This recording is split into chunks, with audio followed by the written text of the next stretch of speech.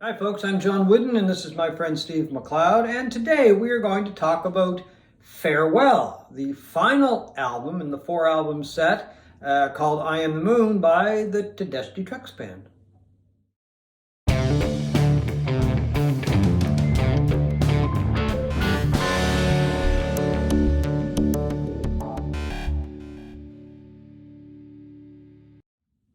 Today, Farewell. It is the fourth and the final installment in the 4-album project by the Tedeschi Trucks Band called I Am the Moon. The first 3 albums were Ascension, Crescent, The Fall, and now, just within the last couple of days, the band has released Farewell. What did you think? What were your initial thoughts, anyway? My initial thought was disappointment because we were talking in the last review we did of the third chapter of this very ambitious project that we were kind of anticipating fireworks, going out with a bang, and it was just the opposite. It was a very quiet, meditative album. So from that sense, I was expecting more, but the more you play this thing, the better it sounds. The more fitting it is. There were a couple of songs I didn't really like at all, but now I really like. I've played it now 4 times. And I think part of it is, for me, initially, it came out on YouTube with a film and, listening on a TV speakers versus my home stereo, which I did twice today when it was released Untitled. It's an entirely different experience, and I really like it. Yeah, I really like it too. I don't know if it's I don't know where to put it in the 4-album set if I was to put it in some kind of pecking order. But on listening to it, I don't even know if that's a fair way to do it. I really like the first album. One of the main reasons is because I really like that instrumental, Passaquan. I think that's just a dynamite song.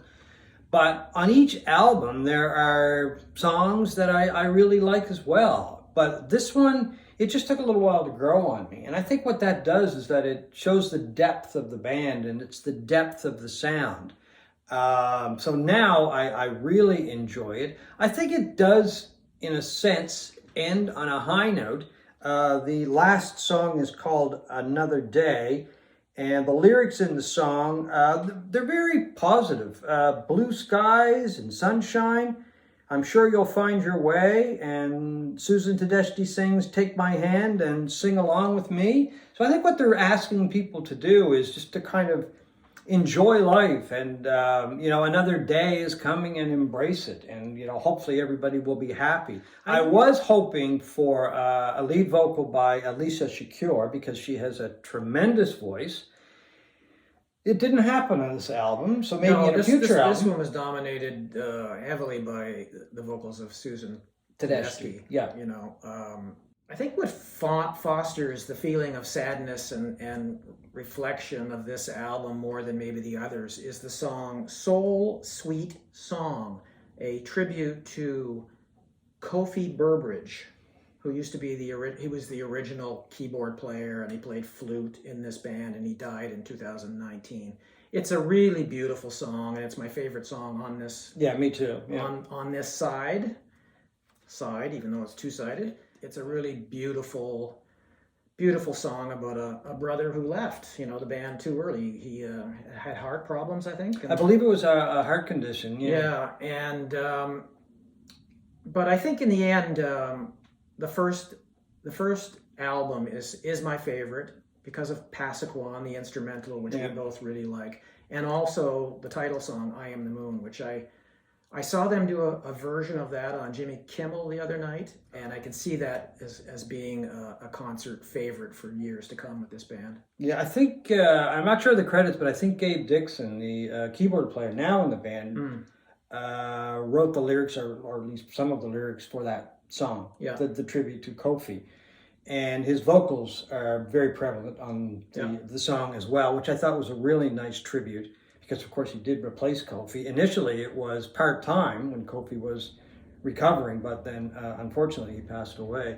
And Mark Quinones is also on the album, on that song, rather, playing congas. And Mark and Derek, of course, played with the Allman Brothers Band. So how do you top this? How do you go from this truly ambitious project to going forward? What do you do next? Well, that's interesting because, of course, they do have to look forward.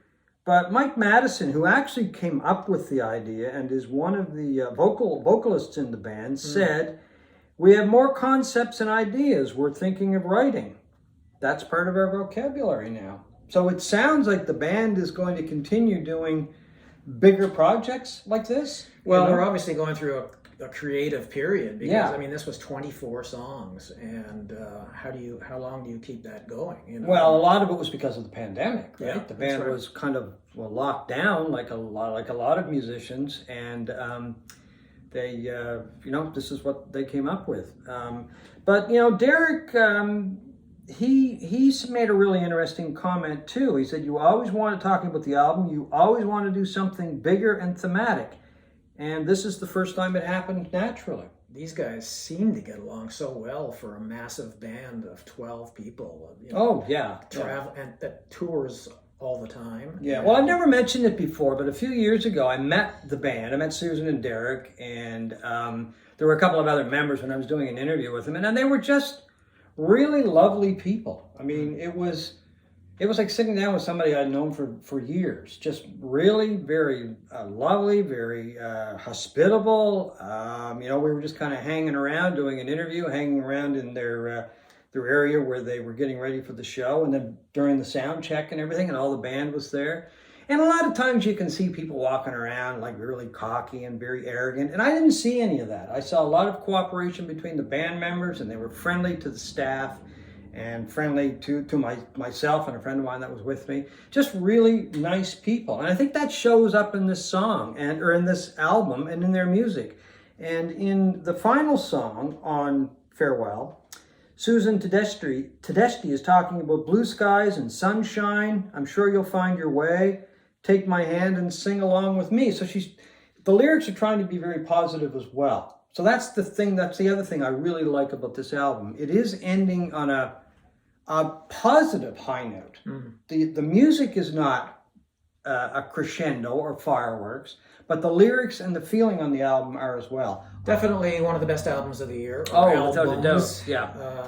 And they deserve huge kudos for pulling this off, because I just think it's a remarkable project, like so totally unique, and that's what music needs. I mean, music needs stuff like this every once in a while, instead of just somebody putting out an album and then touring for it and away they go. And there's talk about maybe doing the whole album from, as Derek said, from top to bottom. He says Susan was talking about it. He said yesterday, and I do like the idea. He said, and at some point, doing it from top to bottom. So that would be a really killer show, I would think. I don't understand that. All 4 albums. Oh. To do top to bottom.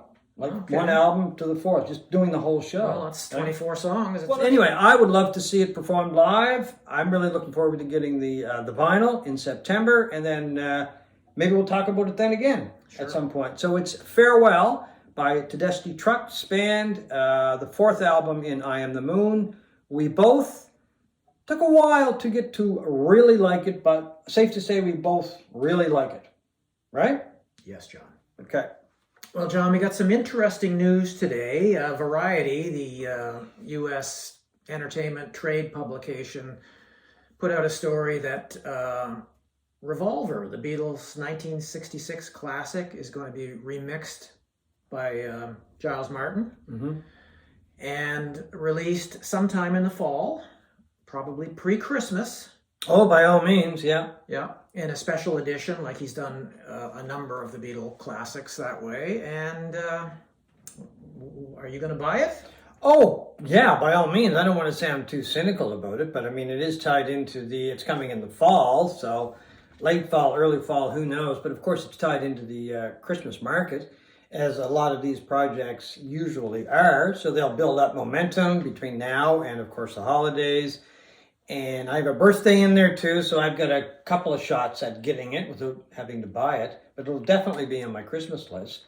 I love the album, and any extras that are out there, like extra takes. rehearsals, that kind of thing, that they're probably going to put in the package, I would welcome that. I really enjoy hearing that material. It's not something that I listen to over and over again, right? Like the Let It Be sessions that just came out last year. But it's something that I just like listening to, and maybe once in a while I'll check it out. So looking forward to it, yeah. As you know, I'm not a big fan of these special editions of anything. I just find that you listen to it a few times and that's about it. But the White Album was different. I think that was the best of the Beatles special editions. Yeah, I enjoyed that too, yeah. The Escher tapes, listening to these guys, the four guys, play for fun and as part of the creative process in George Harrison's home was the highlight, and just an amazing artifact from that period. Yeah, and I found the same with the Let It Be sessions. I mean, I love the album a lot more than you do. I like it a lot more than you do. But that's what I really enjoyed about the Let It Be, about the documentary, and that came out about the same time, of course, as the package that we're talking about, the Let It Be package.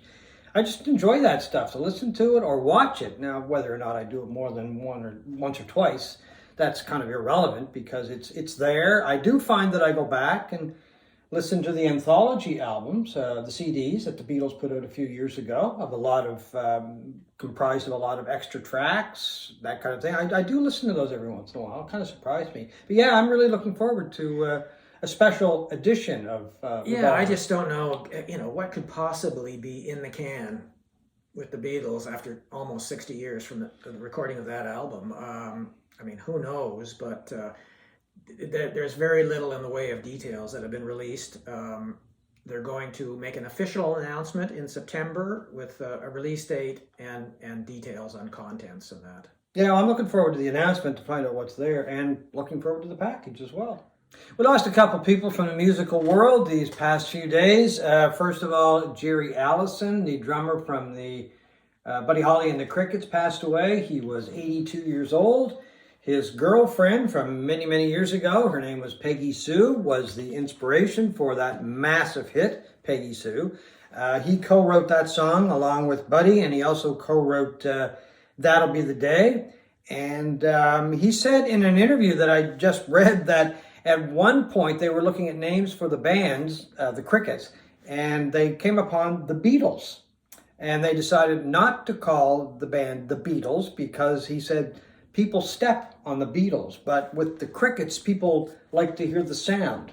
So anyway, they did, of course, influence what would become the Beatles. Jerry Allison did at 82 years old. And we also lost a jazz great. Creed Taylor died this week at 93 years old. He founded Impulse Records in 1960 and produced some of the biggest names in jazz in the 50s, 60s, and 70s. Everybody from Quincy Jones to John Coltrane at Impulse and many, many, many more. And that's a book about Impulse, The House the Train Built. And he was also a record producer. These are a couple of the Acoustic Sounds reissues that he produced. Gil Evans, Out of the Cool, which is my favorite of the Acoustic Sound reissues that I have.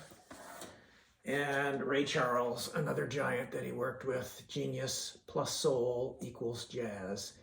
He also went on to found another label in 1967, I think, CTI, Creed Taylor Incorporated. Truly one of the giants of the business.